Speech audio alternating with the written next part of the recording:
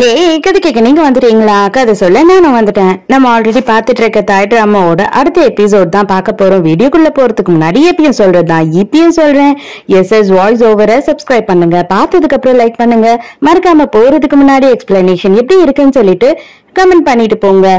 இந்த எபிசோட எதுல ஸ்டார்ட் பண்றோம் அப்படின்னு பார்த்தா, ஃபாவோட அங்கிள் இருக்காரு இல்லையா, அவரை விசாரிக்கிறதுக்காக இன்ஸ்பெக்டர் அங்க வந்திருக்காரு. இவருமே என்ன ஆச்சு இன்ஸ்பெக்டர், எதனா பிரச்சனையா, எதுக்காக என்ன பார்க்க வந்திருக்கீங்க, அது நீங்க அப்பாயின்மெண்ட் கூட வாங்கல தெரியுமா அப்படின்னு கேட்கும் போது, ஐயோ என்ன மன்னிச்சிடுங்க சார், தெரியாம நான் கொஞ்சம் எமர்ஜென்சினால அப்படியே வந்துட்டேன் அப்படின்னு சொல்றாரு.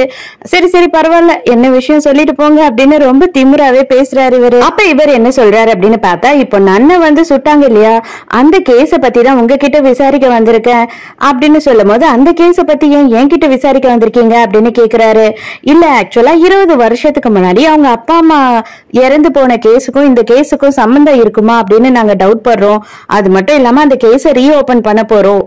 அதுல எங்களுக்கு கொஞ்சம் டாக்குமெண்ட்ஸ் எல்லாம் கிடைச்சிருக்கு, இதுல உங்களுக்கும் சம்பந்தம் இருக்குமோன்னு எங்களுக்கு ஒரு டவுட்னு கேட்கும் போது, உடனே ஏதோ டாக்குமெண்ட் எல்லாம் எடுத்துட்டு வந்து காட்டுறீங்க, இந்த டாக்குமெண்ட் எல்லாம் நான் இதுக்கு முன்னாடி பார்த்ததும் இல்ல, இது பத்தி என்னன்னு எனக்கு தெரியல, எனக்கும் அந்த குடும்பத்துக்கும் எந்த சம்பந்தமும் கிடையாது, ஜஸ்ட் நாங்க எங்கன்னா ஃபங்க்ஷன்ல பாப்போம் அவ்வளவுதான் அப்படின்னு சொல்றாரு இவரு. அப்ப உடனே அப்ப ஹீரோவோட அப்பாவை பத்தி உங்களுக்கு தெரியுமா அப்படின்னு கேக்குறாரு இன்ஸ்பெக்டர். அவரையும் எனக்கு தெரியும், பட் ஆனா அவருக்கும் எனக்கும் எந்த பிசினஸ் டீலிங்கும் கிடையாது அப்படின்னு சொல்றாரு ஃபாவோட அங்கிள். அதுக்கு இன்ஸ்பெக்டர் என்ன சொல்றாருன்னா, அப்ப எதுக்கு சார் நீங்க அவருக்கு கோடிக்கணக்குல காசு கொடுத்துருக்கீங்க, அதை திருப்பியும் நீங்க ஏன் வாங்கல அப்படின்னு கேக்குறாரு. அதுக்கு எதுனா ஆதாரம் இருந்தா பேசுங்க, ஆதாரம் இல்லாம இந்த மாதிரிலாம் பேசாதீங்க அப்படின்னு சொல்லி ஃபாவோட அங்கிள் கோவப்படுறாரு. ஃபா திருட்டுத்தனமா எடுத்து கொடுத்தான் இல்லையா, அந்த டாக்குமெண்ட்டை காமிச்சு ஆதாரம் கேட்டீங்க இல்லையா, இதாங்க அப்படின்னு சொல்லும் போது இவருக்கு சமக்கவும் வந்தது. இந்த டாக்குமெண்ட் எல்லாம் உங்களுக்கு எப்படி கிடைச்சது, இது எல்லாமே உண்மை கிடையாது, இது எல்லாமே பொய்யான டாக்குமெண்ட், என்னோட லாயர் வந்த பிறகு அவர் உங்ககிட்ட பேசுவாரு அப்படின்னு சொல்லிட்டு இவர் சமய கத்தி உங்களை வெளியில அனுப்பிடுறாரு. அடுத்த சீன்லயே ஃபாவை வர சொல்லியிருக்காரு. அங்க பார்த்தா அவரோட லாக்கர்லயே ஒரு கேமரா வச்சிருந்தாரு போல, அதுல போட்டோ எடுத்து வச்சிருக்காரு. இவன் தான் எடுத்தான் அப்படின்றத கண்டுபிடிச்ச உடனே இவனை இங்க வர சொல்லியிருக்காரு. அவன் வந்த உடனே என்ன சொல்றானா, ஆமா எனக்கு உங்க மேல ஒரு டவுட் இருந்தது அங்கிள், நான் அதனாலதான் நான் நீங்க அந்த தப்பு பண்ணிருக்க மாட்டீங்கன்னு நிரூபிக்கணும்ன்றதுக்காக இந்த தப்பை பண்ண, என்ன மன்னிச்சிடுங்க அப்படின்னும் போது பலார்னு ஒண்ணு கண்ணத்திலேயே விடுறாரு. செம்ம காண்டாயிடுறாரு அவரு. நீ எப்ப இந்த அளவுக்கு வந்தியோ, என்னைய சந்தேகப்பட்டியோ, இதுக்கு அப்புறமா உனக்கு இந்த கம்பெனில எந்த வேலையும் கிடையாது, அதுவும் கேவலம் ஒரு பொண்ணுக்காக இதை பண்ணிட்டல அப்படின்னு கேட்கும் போது, அது அந்த பொண்ணு சம்மந்தப்பட்ட விஷயம் மட்டும் இல்ல, அவங்க அப்பா அம்மா சம்மந்தப்பட்ட விஷயமோ, அவங்களோட உயிரே போயிருக்கு இல்லையா அப்படின்னும் போது, இது உன்னோட வேலை இல்ல, மரியாதையா என் கம்பெனியை விட்டு வெளியில போ அப்படின்னு திட்டி அனுப்பிடுறாரு. ஹீரோவையும் ஹீரோயினையும் காட்டுறாங்க. இவங்க ரெண்டு பேரும் தான் பயங்கரமா லவ் பண்ண ஆரம்பிச்சுட்டாங்க இல்லையா. ஹீரோயின் உட்காந்து திருட்டுத்தனமா ஹீரோவை வரைஞ்சுக்கிட்டு இருக்கா. ஹீரோ அதை கண்டுபிடிச்சிடுறான். மரியாதையா காட்டு, என்னதானே நீ வரைஞ்சுக்கிட்டு இருக்க அப்படின்னு சொல்லும் போது, ஐயோ உன்னைய நான் வரை போறேன், சும்மா இதெல்லாம் சொல்லாத, நான் வரையில அப்படின்னு சொல்றா. அப்ப இவங்க ரெண்டு பேரும் அப்படியே விளையாடிக்கிட்டே கொஞ்சம் ரொமான்டிக்கா பேசிக்கிட்டு இருக்காங்க. அந்த டைமுக்கு இவனோட அசிஸ்டன்ட் எப்பயும் போல வந்துடுறாரு. சாரி சார், நான் என்ன அப்புறமா வரவா அப்படின்னு சொல்லி கேக்குறான். இல்ல இல்ல நீங்க வேலை விஷயமா பேசுவீங்க, நீங்க பேசுங்க, நான் வெளியில போறேன் அப்படின்னு சொல்றா. வேண்டாம் வேண்டாம், நீ இங்கேயே உட்காந்துட்டு, அவனை நான் வெளியில கூட்டிட்டு போய் பேசிட்டு வரேன் அப்படின்னு ஹீரோவே போயிடுறான். சொல்லிடா கரடி பையில அப்படின்னு சொல்லிட்டு ஹீரோ காண்டா போய் கேட்கும் போது, சார் ஆக்சுவலா கே கொடுத்த இன்டர்வியூ பயங்கரமா பப்ளிசிட்டி ஆயிடுச்சு, அது மட்டும் இல்லாம எல்லாருமே நம்மளோட கம்பெனிக்கு போன் பண்ணி அவங்க ரெண்டு பேரும் ரிலேஷன்ஷிப்ல இருக்காங்களான்னு கேக்குறாங்க அப்படின்னும் போது, ஹீரோ என்ன சொல்றானா, இது எல்லாமே நான் பண்ண பிரச்சனை தான், இதுல ஏன் தப்பு தான் அதிகமாவே இருக்கு, அதனால கண்டிப்பா இதை நான் சரி பண்ணணும், ஆனா அது வரைக்கும் எந்த பதிலும் யாருக்கும் சொல்ல வேண்டாம், நானே கேக்கிட்டையும் பேசுறேன், அது மட்டும் இல்லாம மீடியாலையும் பேசுறேன் அப்படின்னு சொல்றான். ஆனா சரி, இப்போ நம்ம பண்ணிட்டு இருக்க முக்கியமான பிசினஸ் எல்லாமே பார்த்தா அவங்க கூட தான் பண்ணிக்கிட்டு இருக்கோம், அதனால தயவு செஞ்சு நீங்க டென்ஷனா பேசி எதையும் கெடுத்துறாதீங்க சார் அப்படின்னு சொல்றான். இல்ல இல்ல நீ கவலைப்படாத, நான் இதை பொறுமையா டீல் பண்றேன் அப்படின்னு சொல்லிடுறான். அப்ப அதே டைமுக்கு பார்த்தா கான்கிட்ட இருந்து ஹீரோக்கு கால் வருது. அப்படியா, நான் உடனே வரேன் அப்படின்னு சொல்றான். அதாவது கிவியோட அப்பாவை ஹாஸ்பிட்டல்ல அட்மிட் பண்ணிருக்காங்க இல்லையா, அந்த இடத்துக்கு தான் ஹீரோவை வர வச்சிருக்கான். ஹீரோ கிட்ட எல்லா விஷயத்தையும் சொல்லிடுறான். அதே மாதிரி இன்ஸ்பெக்டரையும் வர வச்சு எல்லா விஷயத்தையும் சொல்லிடுறான். அப்ப கிவி என்ன சொல்றான்னா, அந்த சிசிடிவி கேமரா வீடியோல நான் பார்த்தேன், அது எங்க அப்பா தான், அது மட்டும் இல்லாம நான் அவரோட ரூம்ல ஒரு சட்டையில ரத்த கடையோட இருந்தது, அதையும் பார்த்தேன் அப்படின்னு சொல்றா. அப்ப கான் என்ன சொல்றான்னா, அந்த ஏடி குரூப்ஸ்ல வந்துட்டு வேலை செஞ்சுக்கிட்டு இருந்தாரு இவர் செக்யூரிட்டியா. அவரை நான் அங்க பாத்திருக்கேன். அதனால எனக்கு என்னவோ வந்துட்டு ஃபாவோட அங்கிள் தான் இதை சொல்லிருப்பாரோ அப்படின்னு எனக்கு தோணுது அப்படின்னு சொல்றான். அப்ப நம்ம இன்ஸ்பெக்டர் என்ன சொல்றாருன்னா, நானுமே என்னால எவ்வளவு முடியுமோ அந்த அளவுக்கு எவிடன்ஸ் எல்லாம் கலெக்ட் பண்ணிருக்கேன். முடிஞ்ச அளவுக்கு வந்து பாத்தீங்கன்னா சீக்கிரமே கல்பிரேட்டை புடிச்சிருவோம் அப்படின்னு சொல்றாரு. ஆனா ஹீரோ கிட்ட இன்ஸ்பெக்டர் என்ன சொல்றாருன்னா, அந்த டாக்குமெண்ட்டை பொறுத்த வரைக்கும் உங்களோட அப்பாவும் சம்பந்தப்பட்டிருக்காரு அப்படின்னு சொல்லும் போது, எங்க அப்பாவா இருந்தாலுமே பரவாயில்ல, ஒன்னும் பிரச்சனை இல்ல, தப்பு யாரு பண்ணாலுமே அவங்க தண்டனை அனுபவிச்சுதான் ஆகணும். நீங்க வந்துட்டு இதுக்கு மேல என்ன உங்களால பண்ண முடியுமோ அதை பண்ணுங்க அப்படின்னு சொல்லிடுறான். இன்ஸ்பெக்டரோட அசிஸ்டன்ட் இருக்காரு இல்லையா, அவர் வேக வேகமா வராரு. அவர் என்ன சொல்றாரு அப்படின்னு பார்த்தா, சரி இந்த கேஸை விட்டு உங்களை தூக்கிட்டாங்க, அது மட்டும் இல்லாம உங்களுக்கு டிரான்ஸ்ஃபரும் வந்துடுச்சு அப்படின்னு சொல்லும் போது, இப்பதான் நான் ஃபாவோட அங்கிள் கிட்ட பேசிட்டு வந்தேன், அதுக்குள்ளேயே பார்த்தா நமக்கு இந்த மாதிரி நிலைமை அப்படின்னு சொல்லி இன்ஸ்பெக்டருக்கு செம டென்ஷன் ஆகுது.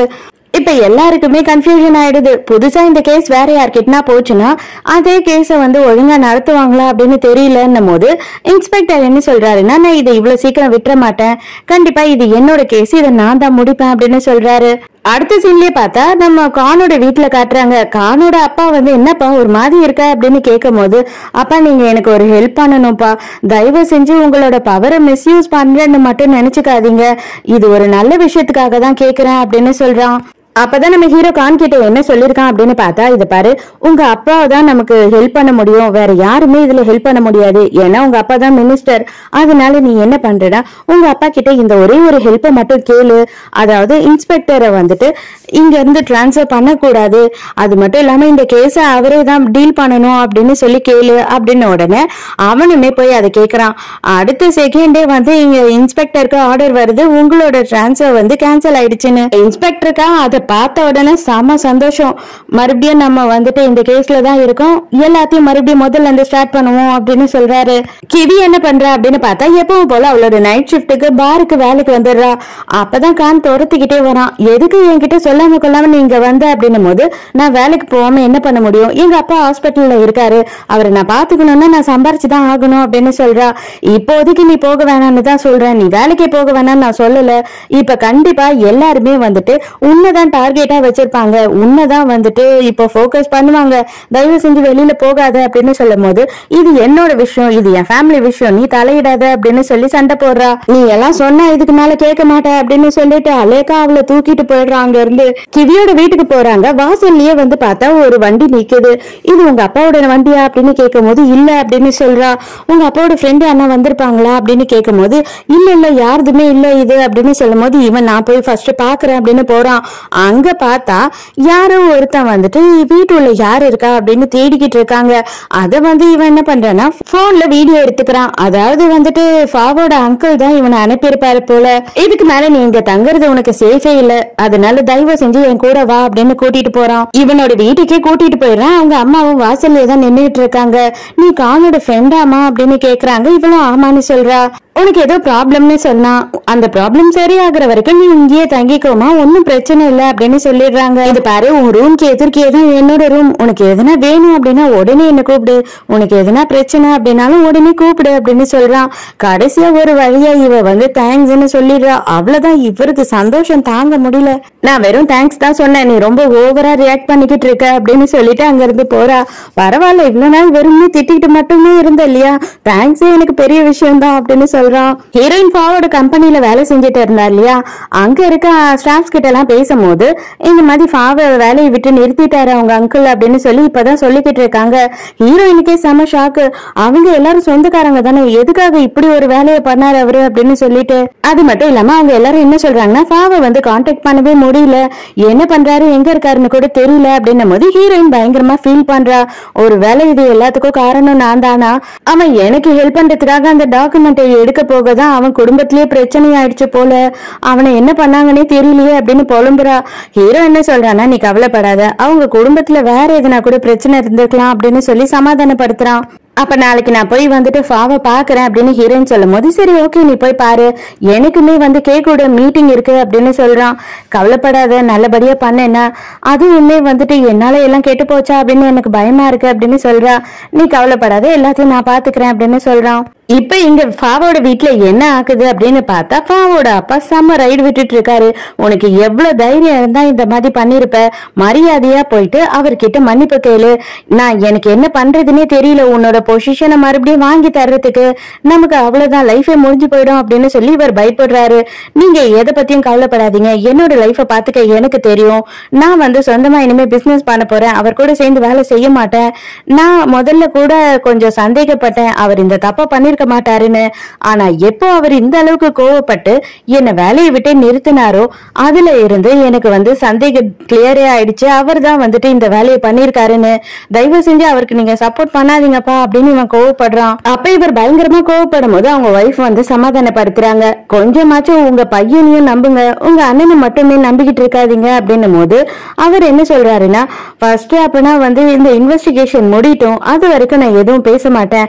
ஆனா இதுல எங்க அண்ணன் எந்த தப்பும் பண்ணல, நீ இந்த மாதிரி பண்ணன்னு எனக்கு தெரிஞ்சது, அதுக்கப்புறம் உனக்கு இருக்குடா அப்படின்னு சொல்லும் போது மத்த கதையெல்லாம் அப்புறமா பாத்துக்கலாம், ஃபர்ஸ்ட் இதுல உங்களோட பேரு சம்பந்தப்படாம இருந்தா எனக்கு போதும் அப்படின்னு சொல்லிட்டு அங்க இருந்து போயிடுறான்.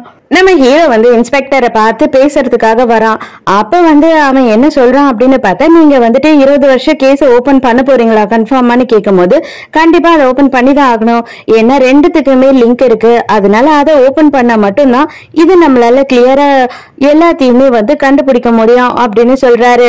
அப்போ அவர் என்ன சொல்றாரு அப்படின்னு பார்த்தா, ஆக்சுவலா உங்க அப்பாவும் ஹீரோயினோட அப்பாவும் ரெண்டு பேருமே சேர்ந்து பிசினஸ் பண்ணிட்டு இருந்திருக்காங்க. உங்க அப்பா தனியா எதுலயே இன்வெஸ்ட் பண்ணிருக்காரு, அது எல்லாமே இழந்துட்டாரு. அதுக்கப்புறமா ஃபாவோட அங்கிள் கிட்ட இன்வெஸ்ட்மெண்ட் கேட்டிருக்காரு, அவருமே எக்கச்சக்கமான காசை கொடுத்திருக்காரு. ஆனா என்ன கண்டிஷன்ல அப்படின்னு பாத்தீங்கன்னா, உங்க அப்பாவும் ஹீரோயினோட அப்பாவும் சேர்ந்து பிசினஸ் பண்ணாங்க இல்லையா, கன்ஸ்ட்ரக்ஷன் பிசினஸ், அதுல ஊழல் பண்ணி தரமற்ற பொருள் எல்லாத்தையுமே ஹீரோயினோட அப்பாக்கு தெரியாம யூஸ் பண்ண சொல்லியிருக்காரு. அதுதான் உங்க அப்பா பண்ண பெரிய தப்பு, அதுக்கு அவர் சம்மதிச்சு காசையும் வாங்கியிருக்காரு. இதுக்கப்புறமா ஹீரோயினோட அப்பா அம்மாவை கொலை பண்ற அளவுக்கு என்ன ஆச்சு, அது யாரு கொலை பண்ண சொன்னா அப்படின்றதுதான் நமக்கு தெரியணும். அது மட்டும் தெரிஞ்சிடுச்சுன்னா அந்த கேஸும் சால்வ் ஆகும், இந்த கேஸும் சால்வ் ஆகும் அப்படின்னு சொல்றாரு. இதுல உங்க அப்பாவும் குற்றவாளியா இருக்கிறதுக்கு நிறைய சான்சஸ் இருக்கு மிஸ்டர் நான். அதனால நீங்க என்ன யோசிக்கிறீங்க, நீங்க அப்பவும் எனக்கு பக்கத்துல நிக்கணும்னு யோசிக்கிறீங்களா அப்படின்னு கேட்கும் போது ஹீரோ சொல்றான், கண்டிப்பா நான் நியாயத்தோட பக்கம் தான் நிப்பேன், அது எங்க அப்பாவா இருந்தாலுமே சரி அப்படின்னு சொல்றான். இப்ப ஃபர்ஸ்ட் நம்ம எதை கண்டுபிடிக்கணும் அப்படின்னு பாத்தீங்கன்னா, கிவியோட அப்பா யாரு சொல்லி வேலையெல்லாம் செஞ்சிருக்காருன்றதான் கண்டுபிடிக்கணும் அப்படின்னு இன்ஸ்பெக்டர் சொல்றாரு. இதோடய இந்த எபிசோட் முடியுது. இந்த எபிசோட் உங்களுக்கு பிடிச்சிருந்ததா, என்னோட எக்ஸ்பிளனேஷன் பிடிச்சிருந்ததான்னு சொல்லிட்டு மறக்காம எனக்கு கமெண்ட்ல சொல்லுங்க. சோ நாளைக்கும் மறக்காம கதை கேட்க வந்துருங்க, நானும் மறக்காம கதை சொல்ல வந்துடுறேன். பாய்.